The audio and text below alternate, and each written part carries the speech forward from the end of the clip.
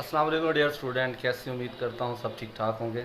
आज की वीडियो में जो डिस्कस करने वाला हूँ वो है चैप्टर नंबर 14 और उसका टॉपिक है, मेन टॉपिक है आज जो डिस्कस करने वाले हैं। हमारे पास पहला जो टॉपिक है वो है फ्रेगमेंटेशन क्या होता है। जी गाइस, तो फ्रेगमेंटेशन क्या प्रोसेस है मैं आपको बताऊँगा। जी चलते हैं हम वाइट बोर्ड की तरफ। तो क्या प्रोसेस होता है, एक कीड़ा मकोड़ा जो है उसका साइज़ इतना होना चाहिए, मतलब एक हद होती है। मैं कंसीडर कर रहा हूँ कि इसका जो साइज़ है, कीड़ा हो सकता है या मकोड़ा हो सकता है, इसका साइज़ कितना हो सकता है, एक हद तक हो सकता है।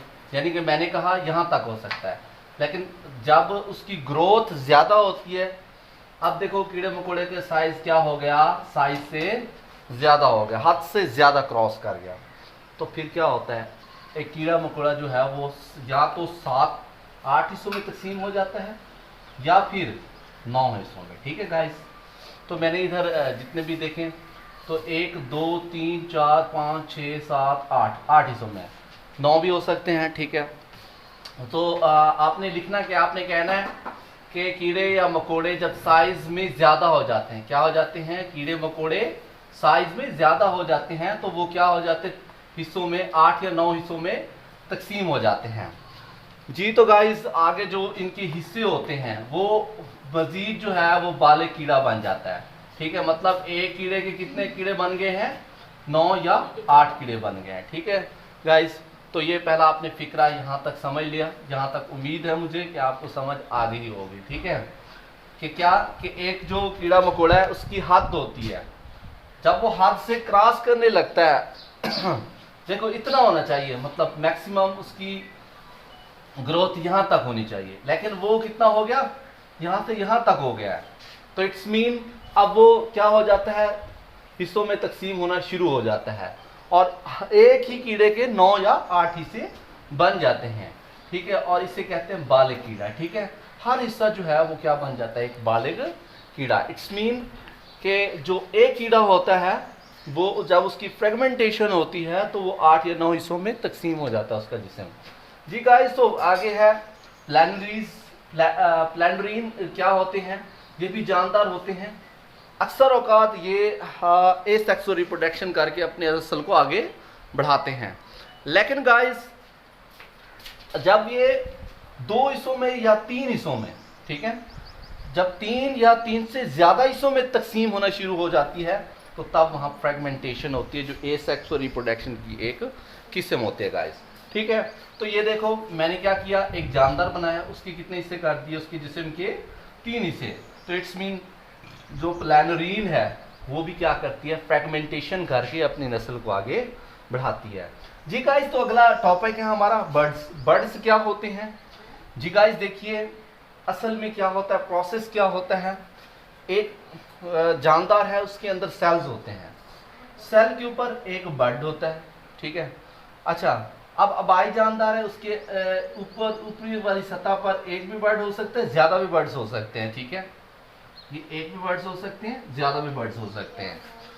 तो फिर क्या होता है, वो वही सेल अंदर के उसके अंदर जो डीएनए 2 कॉपियाँ बना देता है, 2 कॉपियाँ बनती हैं, एक में चला जाता है बर्ड में, दूसरा दूसरे बर्ड्स में चला जाता है। जैसे आपके पास येस्ट है, ठीक है, ये एक जानदार का नाम है, वो भी रिप्रोडक्शन जो है वो इस तरह प्रोसेस बर्ड्स के ज़रिए करता है। जी गाइस, तो देखिए बेसिकली क्या होता है, स्पॉन्जीज हो गए, हैड्रा हो गया, कोर्डलिस ये हो गया, तो ये ऐसे जानदार होते हैं जो बर्ड्स के ज़रिए, यानी बर्ड्स एक ऐसा जरिए, बर्ड्स के ज़रिए वो क्या करते हैं, रिप्रोडक्शन करते हैं। रिप्रोडक्शन मतलब अपने जैसे आगे जानदार पैदा करते हैं। देखें ये एक जानदार है, स्पॉन्जीज है, ये क्या कर रहा है, जानदार क्या कर रहा है, तकसीम कर रहा है, यानी कि अपने जैसे हूबहू जानदार पैदा कर रहा है, लेकिन किससे कर रहा है, बर्ड से। अगर इसका प्रोसेस, इसका ज़रिया बर्ड्स ना होता तो ये रिप्रोडक्शन ना कर पाता। जी गाइस, आगे देखिए हैड्रा है, हैड्रा भी क्या है, एक जानदार है, उसके भी बर्ड्स हैं, बर्ड्स के ज़रिए वो क्या कर रहा है, रिप्रोडक्शन कर रहा है। ठीक है, रिप्रोडक्शन एक ऐसा प्रोसेस होता है जिसमें एक जानदार अपने जैसे हूबहू जानदार पैदा करता है, जैसे उसकी खसूसियत होती है वैसे ही बच्चे की खसूसियत होती है, जैसे जानदार की खसूसियत वैसे ही बच्चे की खसूसियत होती है। लेकिन ये जब अलहदा हो जाते हैं यानी ये बर्ड्स जो है जब अलहदा हो जाते हैं, ये अबाई जानदार है, अबाई जानदार है, ठीक है, अबाई सेल है।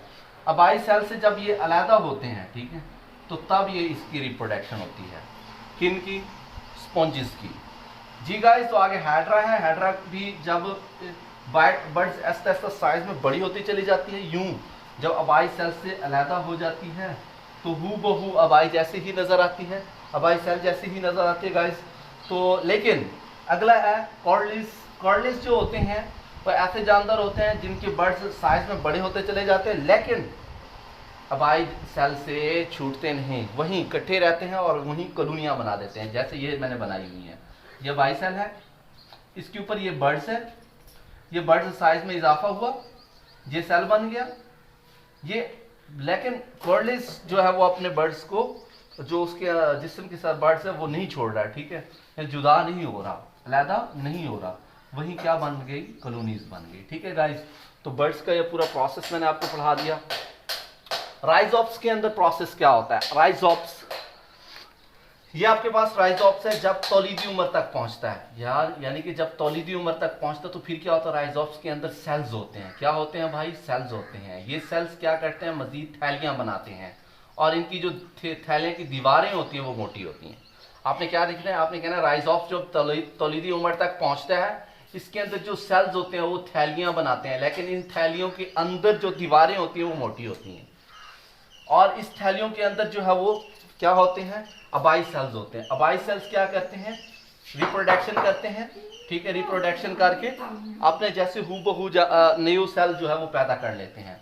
इस तरह इस सेल ने भी क्या किया, पहले राइजोप्स के अंदर था, राइजोप्स से निकला, थैलियां बनाई, थैलियां के अंदर जो सेल्स होते हैं, बहुत ज्यादा सेल्स होते हैं, वो क्या होते हैं, अबाई सेल्स होते हैं। अबाई सेल्स मजीद क्या करते हैं, डॉटर सेल में तकसीम हो जाते हैं।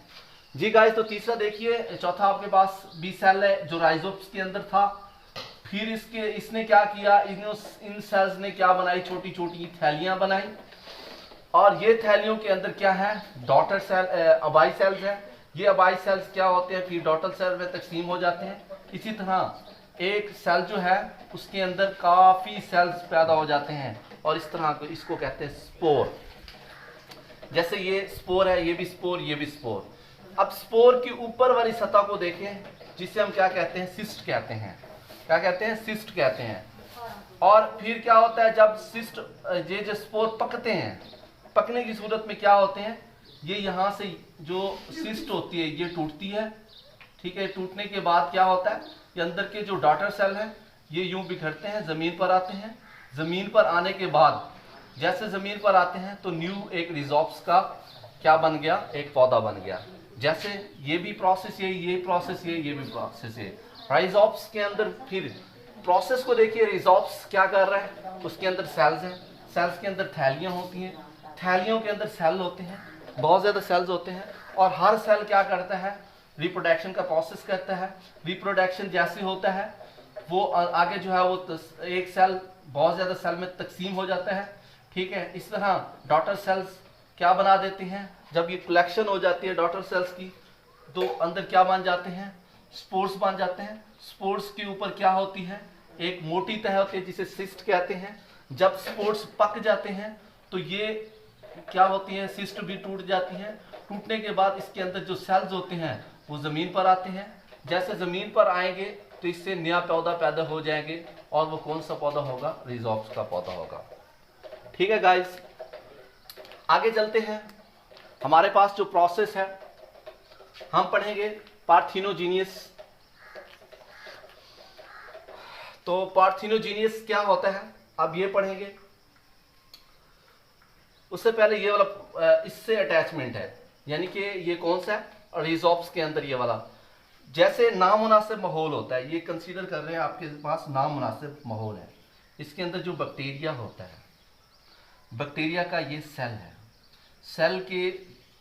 सेल के जो बैरूनी दीवारें हैं वो क्या हैं, मोटी हैं, ठीक है। बैरूनी दीवारें मोटी होती हैं, और जैसे और इस तरह ये स्पोर्स बन जाते हैं। क्या बन जाते हैं, स्पोर्स। ये बैक्टीरिया है, बैक्टीरिया के ये क्या है, स्पोर्स हैं। स्पोर्स की दीवारें क्या हैं, मोटी हैं। इसके अंदर मजीद फिर अबाई सेल्स होंगे, ठीक है, सॉरी डॉटर सेल होंगे, ठीक है। इस तरह आपके पास अब पार्थेनोजेनियस क्या होता है? पार्थेनोजेनियस एक ऐसा प्रोसेस होता है, एक ऐसा अमल होता है जिसमें एग सेल के अंदर फर्टिलाइजेशन नहीं होती। यानी फर्टिलाइजेशन नहीं होगी तो फिर क्या बन जाएगा? वो न्यू जानदार बन जाएगा, नया जानदार बन जाएगा, ठीक है। इस प्रोसेस को कहते हैं पार्थेनोजेनियस। यानी फिर मैं रिपीट करने लगा हूं, एग सेल, ये एग सेल है, उसके अंदर फर्टिलाइजेशन नहीं होगी और वही जो सेल है वो न्यू जानदार बन जाएगा। इस प्रोसेस को हम पार्थेनोजेनियस कहते हैं जी गाइस। तो आगे देखिए, आप शहद की मक्खी है, मछलियां हैं, ठीक है। तो ये जो जानदार हैं ये पार्थेनोजेनियस के जरिए रिप्रोडक्शन करते हैं। रिप्रोडक्शन मतलब अपने नस्ल को आगे बढ़ाते हैं, ठीक है। और मछलियां जो है वो भी पार्थेनोजेनियस के जरिए, ये मैंने लिखा हुआ है, पार्थेनोजेनियस प्रोसेस होगा, मछली के अंदर जो मछली जो है वो अपनी नई नस्ल पैदा कर लेगी जी गाइस। तो आगे एक मेन टॉपिक है, ये है शहद की मक्खियां, देख रहे होंगे आप, ये है शहद की मक्खियां, मादा है, ये है नर और ये है मादा। मादा यानी कि मलका, ये मलका है, ठीक है। शहद की मक्खियां ये क्या दे रही हैं? अंडा। अंडे कहाँ जा रहे हैं? ये छाता है जी। जैसे अंडे जाते हैं उनमें अंडे दो किस्म के होते हैं। जो अंडे फर्टिलाइजेशन करते हैं वो नर मक्खी बनती है, जो फर्टिलाइजेशन नहीं करते अंडे वो मादा मक्खी बन जाती है, ठीक है गाइस। तो ये प्रोसेस था। आप फिर मैं पार्थेनोजेनियस को रिपीट करता हूँ, आपने गौर से देखना है। जब एक आपके पास पार्थेनोजेनियस क्या होता है, एक जो एग सेल होता है उसमें फर्टिलाइजेशन नहीं होती, यही एग सेल न्यू जानदार बन जाता है, इसे पार्थेनोजेनियस कहते हैं, ठीक है। जैसे आपके पास शहद की मक्खी रिप्रोडक्शन करना चाहती है तो पार्थेनोजेनियस को अप्लाई करेगी अपने ऊपर। जब पार्थेनोजेनियस प्रोसेस कंप्लीट होगा तो तब वो अपने शहद की मक्खी जो है वो अपनी नस्ल को आगे बढ़ाएगी, ठीक है।